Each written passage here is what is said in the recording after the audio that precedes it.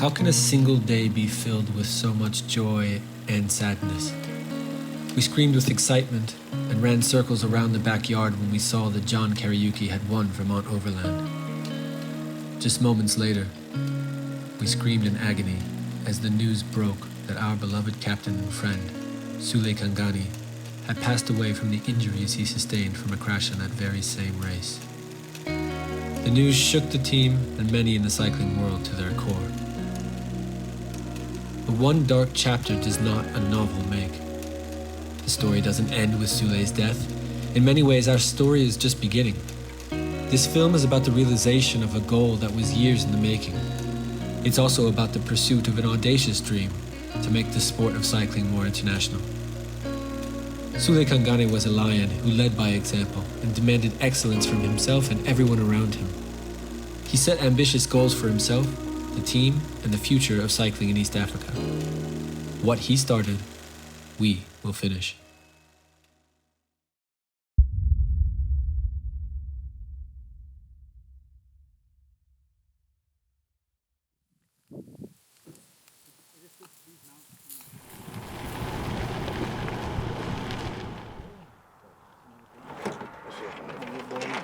Mtu apoteaga 50 anaitwa Kadudu. Try to getting some cool shot.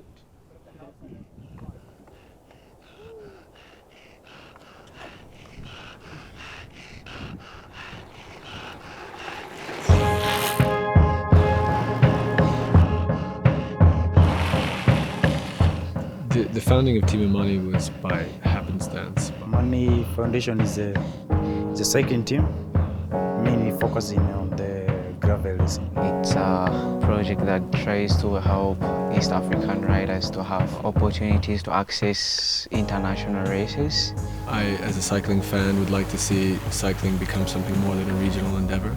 And these athletes want to break into the sport. So we kind of came together on that sort of common understanding to create racing opportunities for the athletes.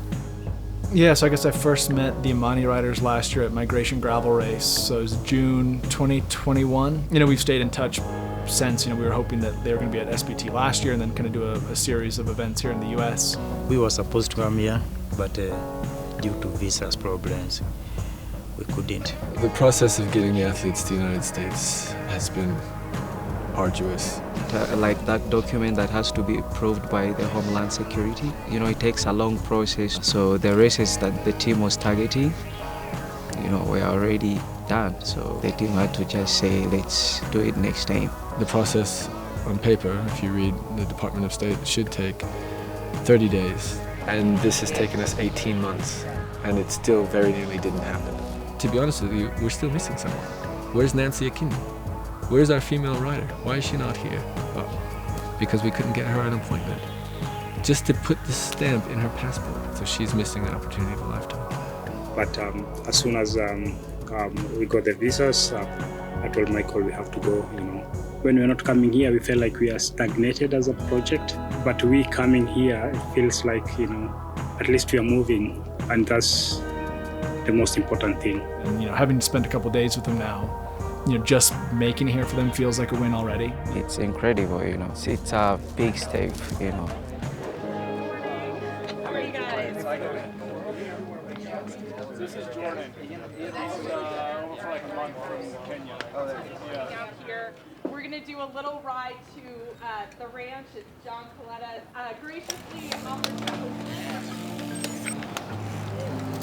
I would start by describing the riders as Sule. I think Sule is kind of like the leader of the riders. Sule I could talk about for hours. He is the sort of Peter and Paul of this organization. He's the oldest, he has the most experience, he's traveled the most. He sees the tightrope that he has to walk. He's showing that next generation, by virtue of his success, how to walk it as well. John is enigmatic. He's very aware, and I saw early on that he understood racing.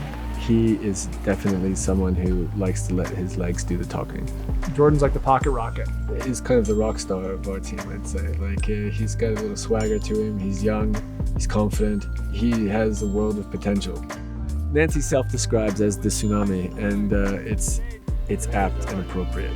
She's 30 plus years old and has dedicated herself to cycling. Already unheard of. in her cultural context. To finance her cycling, she owns and operates a bike shop in Nairobi. She's like the most even keel, like relaxed, like she's an amazing athlete, but she's just always just like steady. I've never seen anything like her.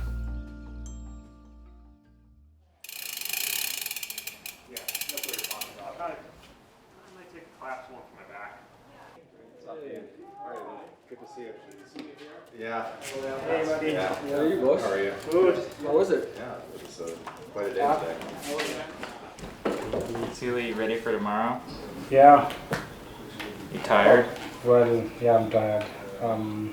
Not quite yet ready, but I need to just to sort out some stuff, then should be good. Take some tea, more water, sleep, then we'll be ready. Can't wait. People to chase my whip.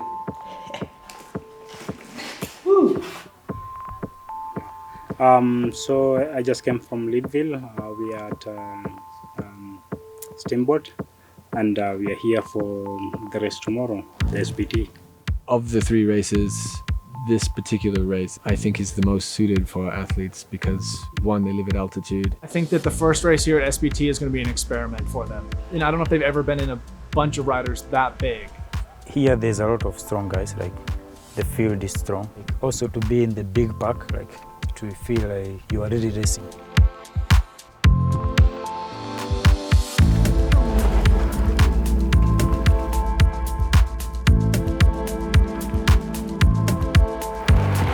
You can't race when you are in the group. It's really difficult because of the harsh terrain in Kenya.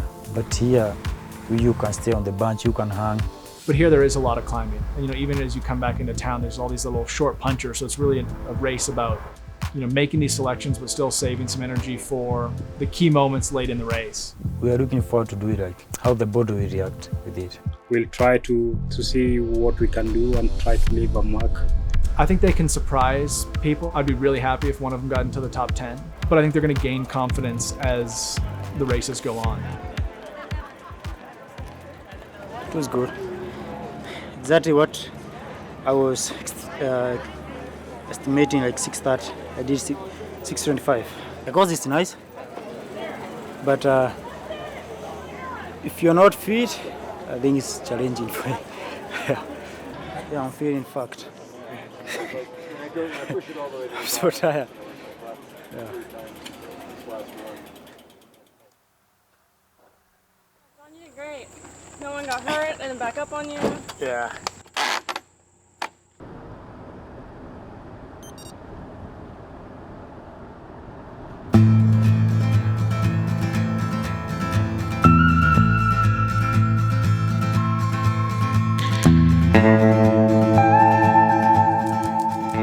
The United States is the mecca for gravel racing, and the barriers to entry in gravel racing are significantly less than they are in road cycling.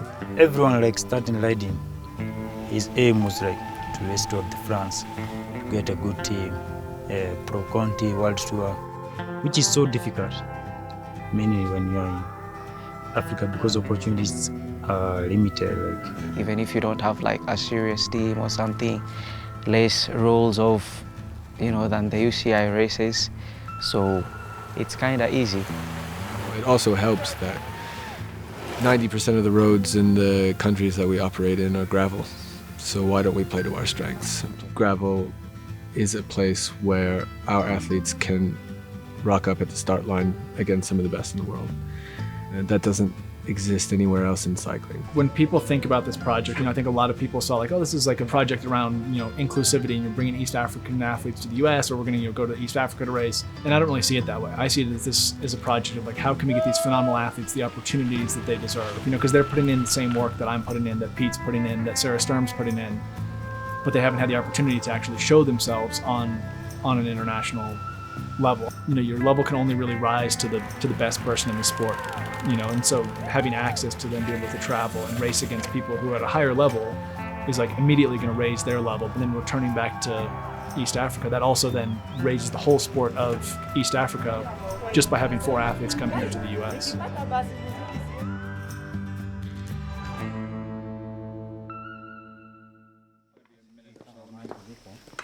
How do you get the rides to your biking theater?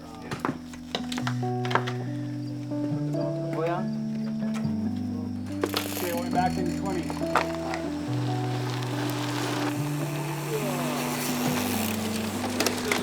I'm gonna get some water, and then Gretchen was just gonna put all the food in the garage or in the barn for lunch. There's like plenty of extra if you need Galen too.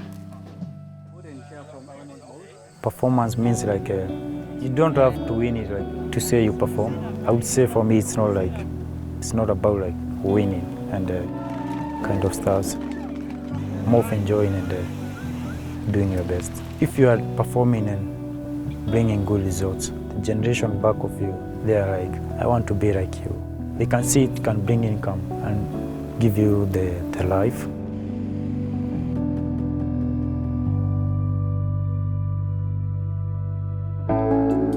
How do we define talent? I guess talent is it's something that is natural and natural to someone. A lot of it is geographic, a lot of it is environmental, and some of it is genetic. Yeah, I think there's an unanswered question about whether or not our athletes have potential. We obviously think so. Jordan, you're right at basically just a touch over 5 watts per kilo. That's good. That's good. These hurdles that they've encountered haven't stopped them from training, from working hard, from still believing and dreaming that they could come here. And I think ultimately that that mental fortitude defines talent much more than any physiological gift. Everyone needs a hero. That hero needs to look like you, needs to talk like you, needs to come from the places you come from, have the same socioeconomic background, same opportunities. Otherwise, their achievements seem unattainable. And so it's that familiarity coupled with achievement that inspires the next generation.